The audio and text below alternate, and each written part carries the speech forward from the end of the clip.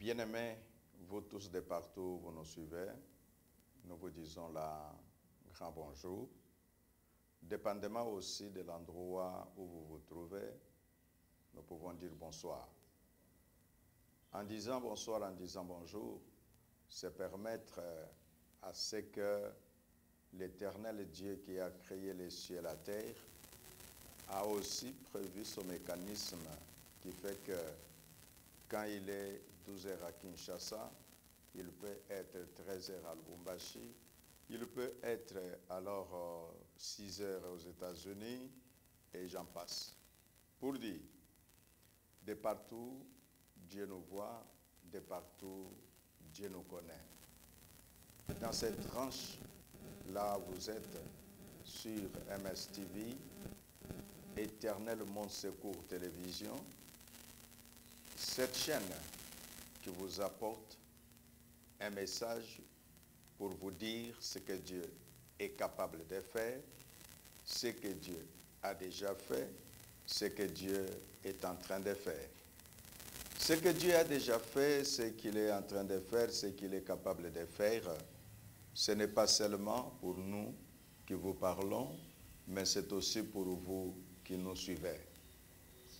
En parlant de cette tranche intitulée « Parlons leadership », nous disons généralement à MSTV, leadership c'est nous.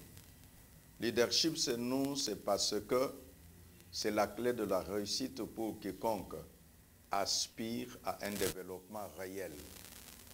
Partant de là, nous allons aller dans un contexte où nous prendrons quelques définitions de mots.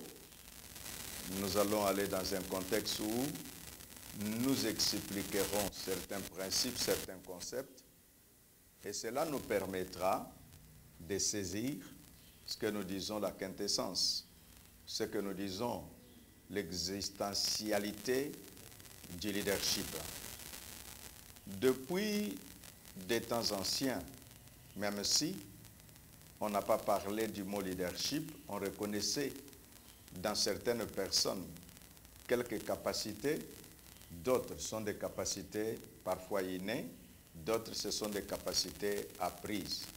Dans ces capacités innées ou capacités apprises, on se retrouve que de temps à autre, que les définitions diffèrent selon que l'un et l'autre est en train de faire son analyse.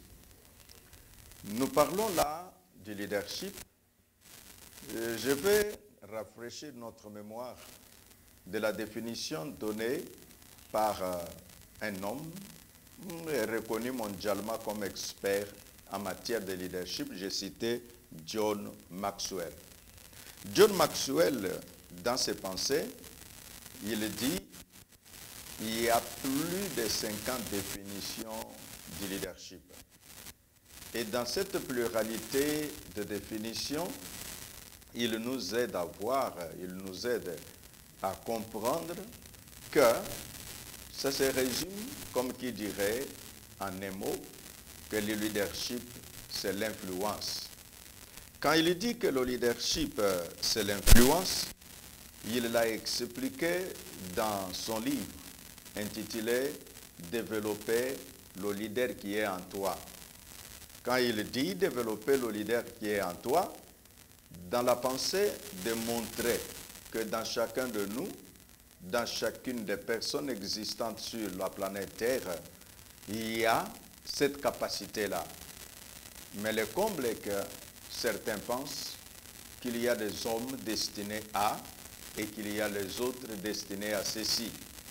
Mais nous disons que Dieu, depuis le temps ancien, quand il a créé l'homme, vous verrez que dans le livre de Genèse, il a dit que j'étais appelé à la domination, et qui domine, qui veut dire il y a l'autre ou les autres êtres qui sont appelés à suivre. Parce que nous avons dit que le leadership c'est l'influence, parce que nous avons dit qu'il est nécessaire de développer le leader qui est en toi, l'homme que tu es, l'homme que je suis, se dira, ah bon, si en moi il y a un leader qui dort, que je dois réveiller, que je dois développer, alors la personne fournira les efforts. Pourquoi le leadership est si important?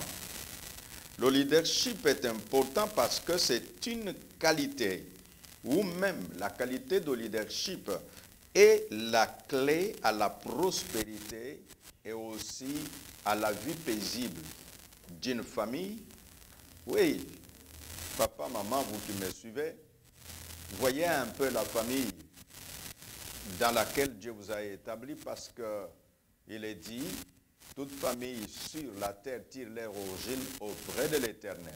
Et donc, la famille que tu diriges, papa, ta qualité de leadership sera une clé pour la vie paisible de cette famille et aussi pour la prospérité de cette famille-là. Quand nous disons que le leadership de qualité est une clé, ce n'est pas seulement pour la famille, mais c'est aussi pour l'Église. Pasteur, quiconque travaille dans une église, je ne sais pas les titres que l'on t'a confiés, il faut savoir que si ton leadership est un leadership de qualité, la conséquence va être la prospérité, ça va être aussi la vie paisible de l'Église. Nous disons que le leadership de qualité est une clé, non pas seulement pour l'Église, même pour toutes les organisations existantes. Par organisation, nous y voyons. Ça peut être une organisation politique que nous appelons communément parti politique. Ça peut être une organisation sportive. Ça peut être une organisation, je ne sais pas, caritative. Le leadership de qualité peut contribuer à la prospérité de cette organisation-là. Et non seulement ça contribue à la prospérité de cette organisation, mais nous devons aussi savoir que ça contribuera à la prospérité d'une entreprise. C'est pour dire à toi qui es entrepreneur, tu ne peux pas dire, quand on parle leadership, il s'agit juste de ceux qui sont impliqués, soit dans le monde religieux, soit dans le monde politique, mais c'est aussi pour ceux qui sont dans le monde économique. Ainsi, nous vous disons que celui qui vous parle, l'évêque Ejiba Yamapia, est un leader multidisciplinaire.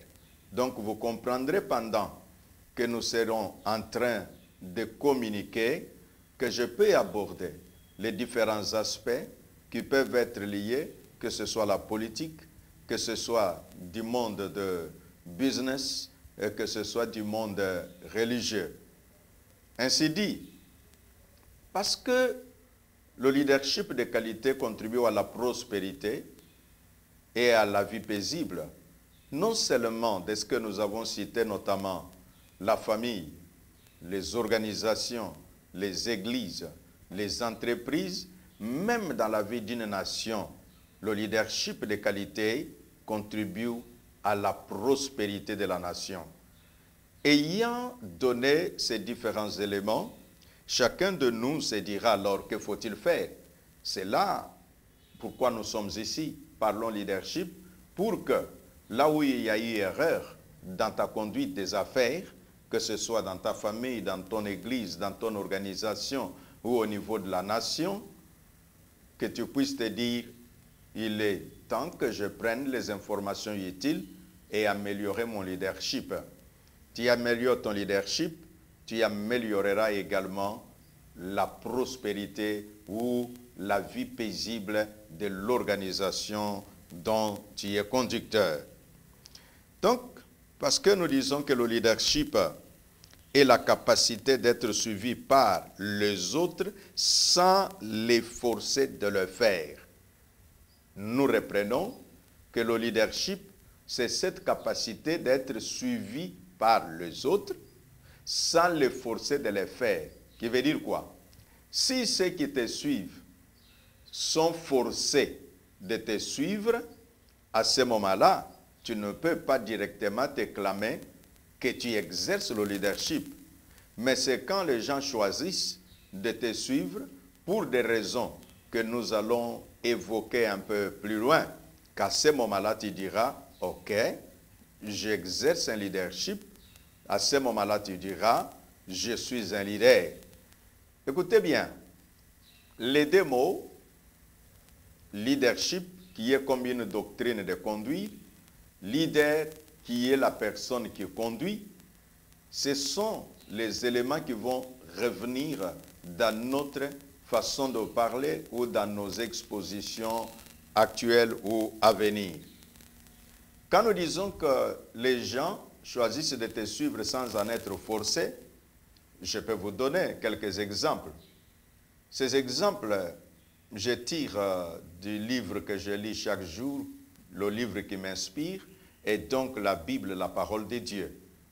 Dans ce livre, nous y voyons un homme, c'est un homme de la divinité. Nous avons cité Jésus de Nazareth. Son leadership était tellement présent qu'il ne forçait personne de le suivre. Parfois même, certains qui le suivaient pouvaient leur dire, « Est-ce que vous n'allez pas partir comme les autres ?» Mais ces gens-là lui disent, « Vers qui? Chez qui irions-nous » Jésus était solidaire ou avait ce leadership de qualité. Oui, les exemples sont légion. Prenons Martin Luther King. Cet homme, quand il pouvait juste déclarer que j'ai un rêve, que l'on dit généralement en anglais, I have a dream. Donc si les gens l'ont suivi, jusqu'aujourd'hui, citer le nom de Martin Luther King, c'est vraiment faire une référence à la vie de plusieurs. Non pas seulement sa vie à lui comme individu, mais la prospérité que les autres devaient avoir, la vie paisible que les autres aussi devaient bénéficier. Que dirons-nous de cet homme anglais, c'est un général d'armée, appelé Winston Churchill. Cet homme qui, par son inspiration, sa façon de penser, il était capable de mobiliser même les militaires déjà découragés, fatigués, qui est pendant qu'ils espéraient qu'on va arrêter la guerre, mais lui était capable de dire seulement, comme en anglais on dirait, « Don't give up ». Donc il dit seulement « N'abandonnez jamais ». Quelle force de caractère, quelle qualité de leadership, capable de mobiliser même un homme découragé et lui redonner la force de continuer. C'est à cela que nous disons que chacun de nous influence une autre personne d'une manière ou d'une autre. Quelques psychologues ont fait des études et ils ont trouvé que même la personne la plus introvertie, pendant sa vie, il influence des milliers de personnes. Imagine-toi une personne introvertie, c'est une personne dont on ne peut pas facilement découvrir quelles peuvent être ses pensées ou quelle est la tendance. Mais dans tout cela, il influence aussi d'autres personnes. De là où tu es, quelle influence tu exerces sur les autres? Est-ce une bonne influence ou une mauvaise influence? Ainsi, le meilleur investissement pour l'avenir est la bonne influence que l'on peut exercer aujourd'hui. À quelque niveau que tu puisses être ou dans quelque domaine que tu puisses exercer ton leadership, sache que le meilleur investissement que tu peux avoir pour l'avenir, c'est la bonne influence. La bonne influence. Retenons ce mot influence parce qu'il reviendra de temps en temps. Nous avons défini, selon la référence donnée par Maxwell, que le leadership c'est l'influence. C'est par là que nous disons que la bonne influence exercée aujourd'hui est le meilleur investissement pour demain. Père de famille, quelle influence exerces-tu sur tes enfants? Homme politique, quelle influence tu exerces sur ceux qui te suivent, ceux qui t'entendent, ceux qui te regardent? Pasteur, quelle influence est-ce la bonne? Si ce n'est pas une bonne influence et donc c'est un mauvais investissement. Donc la bonne influence, que tu puisses être entrepreneur, quelle influence tu es en train de faire sur les gens qui t'écoutent, qui te suivent, qui t'entendent parler. Toi qui es président d'un parti politique, quelle influence les gens là qui t'écoutent, que ce soit dans ton meeting, que ce soit dans tes interviews, c'est quelle influence? Est-ce que c'est la bonne? Si déjà dans ta conscience tu sais que l'influence que tu exerces sur les autres n'est pas une bonne influence, sache que tu es en train de faire un mauvais investissement. Et nous savons tous que si l'investissement est mauvais, et le rendement ne peut qu'être aussi un mauvais rendement, et alors que voulez-vous que quelqu'un décide volontairement d'amener un mauvais investissement? Et là, c'est pour des générations, qui signifierait que ton nom, même après des générations, si c'est ton enfant qui porte ton nom, tu vois quel investissement tu as mis dans cet enfant. C'est là que j'exhorte, vous tous qui nous suivez en ce moment, que nous puissions savoir que la bonne influence exercée sur ceux qui nous suivent est un meilleur investissement. Et si nous exerçons une mauvaise influence, l'investissement est mauvais, et donc la production plus tard, ça sera très douloureux, que peut-être que même dans ta tombe, même si tu ne sauras pas entendre ce que les gens diront derrière toi, ou tu ne sauras pas comment on traitera les gens qui ont cru en toi après toi, alors réfléchis quelque temps pendant que tu vis encore. Généralement, en matière de leadership, les gens disent « j'ai besoin d'avoir un grand leadership. Je vais devenir un grand leader. » Mais, parce que nous avons dit que l'influence, et c'est là la définition même du leadership, il est nécessaire que tu comprennes que cette capacité d'influencer peut se développer. Donc, c'est en développant que tu peux devenir grand. Mais ce n'est pas en se proclamant être grand leader que tu l'es. Non. J'étais en train de dire que les grands leaders que l'on connaît depuis des temps anciens, ou même aujourd'hui, n'ont même pas demandé des directions ou des conduites des affaires. Mais qu'est-ce qui les intéressait? Ils étaient plus intéressés à servir les autres qu'à les diriger. Et c'est ce qui faisait qu'à cause des services qu'ils ont rendus aux autres, et les autres sentaient que voilà la personne qui peut nous montrer le chemin à suivre. Donc j'ai dit, les grands leaders n'ont jamais demandé d'être dirigeants, mais ils ont pris de leur temps pour servir les autres. Servons les autres et cela nous amènera à la grandeur. Mais si nous ne voulons pas servir, mais nous voulons juste domination pour domination, comme disent les uns, vouloir le pouvoir pour le pouvoir, non, le pouvoir nous devons l'exercer pour les autres, pour le bien-être des autres. C'est là que nous voyons des gens comme Moïse, ça c'est dans la Bible. Moïse n'a jamais demandé d'être dirigeant. Par contre, il fuyait même quand Dieu pouvait lui demander que voilà, je t'envoie pour faire ça, ça. Il répond à Dieu, moi là je ne connais même pas parler. Voilà comment il se comportait. Mais quand il voyait les autres en souffrance, Moïse s'élevait. C'est là que nous donnons l'exemple de ce qu'il avait fait à cet Égyptien-là, qui était en train de maltraiter un Israélite. Il s'est levé, il a sauvé son frère. Frère, je t'appelle frère, d'abord toi Congolais comme moi, à quelque niveau que tu puisses être. Je ne sais pas quel est le degré de responsabilité que tu as.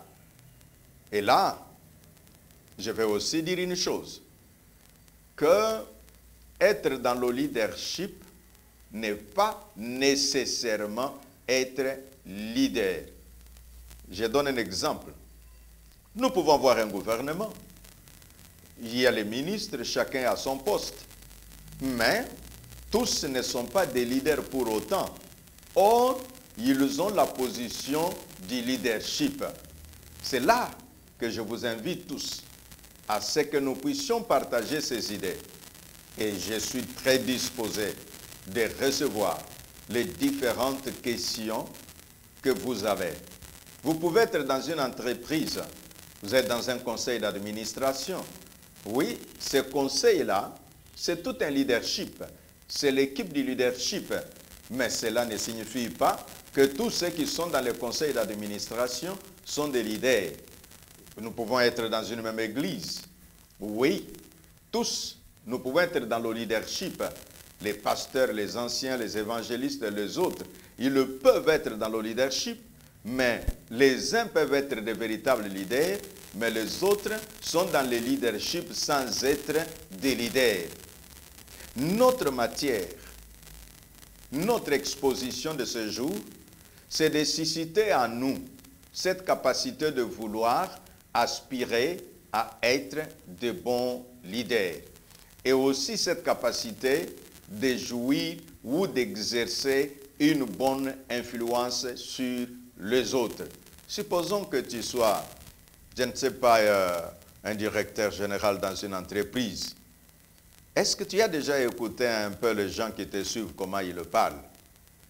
Ou peut-être quand tu y entres, c'est par crainte qu'ils se mettent debout, mais ce n'est pas par croyance qu'ils se mettent debout. C'est-à-dire, ces gens-là, bon, parce qu'ils sont là, ils disent, bon, c'est sa position, bon, il arrive, ils se mettent debout. Peut-être regarde-les même quand ils se mettent debout. Tu peux voir, l'un se met debout, mais son visage est incliné. Pour dire, bon, il obéit à la règle sociale qui dit que quand le chef passe, il faut se lever. Mais dans son cœur, en tout cas, il ne sent pas en quoi il est concerné par la position que tu occupes. Nous disons que Moïse était là au service de ses frères. Moïse était là comme libérateur de ses frères. Moïse était là comme quelqu'un qui compatissait. Et c'est ce qui a fait de lui un leader réel. Dieu a parlé de lui et les hommes continuent de parler de lui jusqu'aujourd'hui. Et d'ailleurs, d'autres même préfèrent que l'on puisse les appeler Moïse. Et vous le savez même que de temps à autre, quand on voit quelqu'un qui s'occupe des autres, quelqu'un qui souffre pour les autres, tout le monde crie en disant « Voici notre Moïse ». Donc ils sont en train de voir dans cet homme la capacité de servir et non pas juste la capacité de dominer ou la capacité autoritariste de vouloir peser son poids sur les autres. Hélas, nous y voyons dans la société où nous vivons. Je peux citer l'exemple de M. Nelson Mandela qui n'est plus. Il n'a jamais demandé d'être président, mais tout ce qui l'intéressait, c'était la cause des autres. Et parce que les gens voyaient en lui quelqu'un prêt à servir, et tout le monde a sollicité. Et même ceux qui contestaient son désir, ceux même qui ne voulaient pas de ce que lui avait comme idéologie, mais ils n'ont pas pu se retenir, ils ont seulement accepté. Voilà l'influence. Voilà l'influence. C'est là, je me rappelle une fois, lors de notre conférence « Comment faire accroître son influence », j'avais expliqué des mots. J'ai dit, dans les invitations, il y a toujours le mot VIP, on dit Very Important Person. Et moi j'ai dit non, nous devons aussi aller plus loin, savoir, vous êtes VIP, Very Important Person, ou bien vous êtes VIP, Very Influential Person. Donc, un VIP, Very Important Person, nous définissons que ton importance peut juste être de ce que cela t'est donné par les autres. Ils voient peut-être à cause de ce que tu as, de la façon dont tu es habillé, et directement on dit, ça c'est vraiment une personne importante. Mais une personne qui ne peut influencer qui que ce soit, en dehors de ce que on lui a collé cette image d'être un homme ou une femme importante. J'ai parlé de Nelson Mandela, l'influence qu'il a manifestée en servant les autres. C'est cette influence-là qui l'a mis à la place de leadership. C'est cette influence-là qui l'a élevé au niveau où il était jusqu'à ce que lui ne dépendait pas de son titre politique. Son influence était tellement forte que même quand il n'était plus président de la République sud-africaine, mais partout où il passait, il était vénéré, il était respecté. Voyons les panafricains, les hommes, les leaders qui ont vécu à son temps, que nous appelons les leaders panafricanistes. Ces hommes-là, quand on parle de Lumumba, je crois aujourd'hui, si Lumumba sortait, personne ne lui demandera quel est ton titre, mais juste sa personne influencera beaucoup et les gens parlent de lui jusqu'à présent. C'est pourquoi je dis que la bonne influence présentera un bon investissement. Parce qu'il a investi, ses enfants peuvent se réclamer de Lumumba et les gens peuvent les respecter juste à cause de ce nom-là. Le nom lui-même donne de l'influence à quelqu'un. Et que dirais-je? Nous connaissons les gens comme les Julius Nyerere. Mais allez dans toutes ces nations-là, vous allez retrouver que leurs descendants ont toujours de l'estime de la population. Ils jouissent de cette influence-là. Non pas à cause des grandes maisons qu'ils ont laissées, mais juste à cause de ce qu'ils ont fait pour les autres et de la bonne influence qu'ils avaient. Que dirais-je de Kenneth Kaunda? Que dirais-je de Kwame Nkrumah et de toutes ces personnalités qui ont vécu dans cette Afrique, là où nous habitons tous? Donc, avant de vous promettre que nous allons nous revoir dans notre prochaine livraison, Parlons Leadership, je vais donner un petit exemple. C'est un papa, il était comptable et dans son travail, il faisait ce qui est bon. Il n'aimait pas la corruption. Et alors, les gens voyaient les uns et les autres qui étaient aussi des comptables s'achetaient des immeubles. Et ces enfants disaient à leur papa, en tout cas papa, moi je ne veux pas être comme toi. Et le papa demande à ses enfants, pourquoi vous pouvez dire ça? Non, nous ne voyons que des honneurs, nous n'avons pas l'argent comme les autres enfants des comptables. Et le papa leur a dit, je ne prendrai pas ce qui ne m'appartient pas parce que j'ai besoin de nourrir mes enfants avec des choses volées, avec des choses prises chez autrui. J'ai besoin de vous laisser cette façon de voir les choses, c'est-à-dire que respecter les biens d'autrui, respecter les biens de l'État, respecter le service public. Et les enfants ont écouté, les enfants ont étudié, les enfants sont devenus aussi des responsables, ainsi. Maintenant, un de ces enfants qui lui disait que je ne voulais pas être comme toi, le papa n'était plus, il n'était plus au travail, il était déjà retraité, et ce jeune homme faisant son CV, il a déposé dans une entreprise. Et dans cette entreprise, on a remarqué le nom.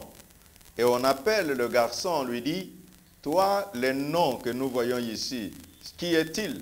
Et le garçon répond, je suis son fils. Ah, en tout cas, va voir les ressources humaines. Il arrive là-bas, on dit, nous avons lu ton CV, il est bon.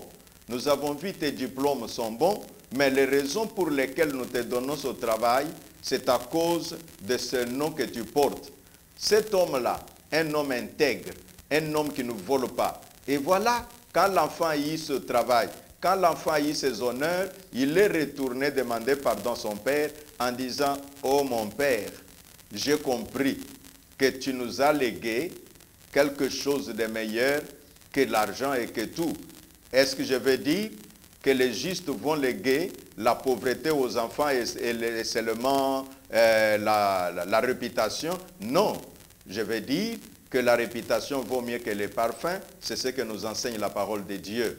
La bonne influence, telle est la matière que nous avons voulu donner aujourd'hui en disant le leadership, c'est l'influence. Tu te dis leader, quelle est l'influence que tu laisses aux autres? Ce n'est pas cette pensée que je dis. Que Dieu soit avec vous. Abonnez-vous sur cette chaîne MS TV et vous verrez que vous allez recevoir de nos messages, de nos activités. Vous serez informés, vous serez édifiés. Que l'Éternel Dieu bénisse tous nos téléspectateurs. MS TV, Éternel mon secours, c'est votre chaîne, c'est notre chaîne. Et nous disons, le leadership, c'est nous. Merci.